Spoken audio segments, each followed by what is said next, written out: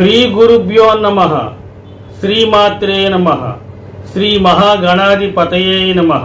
నేను Mangipudi Venkata Subbarao, PG diploma in జ్యోతిర్వాస్తు. ఈ శీర్షికలో గంటలు మోగడం ద్వారా వాస్తు దోషాలు తొలగిపోతాయా అనే వివరాలను మీకు అందిస్తున్నాను.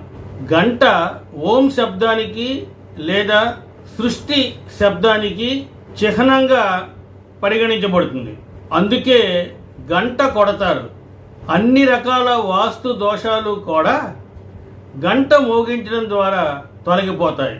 గంట శబ్దం క్రమం తప్పకుండా ఎక్కడ వస్తుందో అక్కడ వాతావరణం ఎప్పుడు స్వచ్ఛంగా పవిత్రంగా ఉంటుంది. స్కంద పురాణం ప్రకారం గుడిలో గంట మోగించడం వల్ల మనిషికి 100 జన్మల పాపాలు నశిస్తాయి. గంట మోగించడం ద్వారా మీరు దేవతల ముందు హాజరు గుర్తించబడుతుందని చెబుతారు.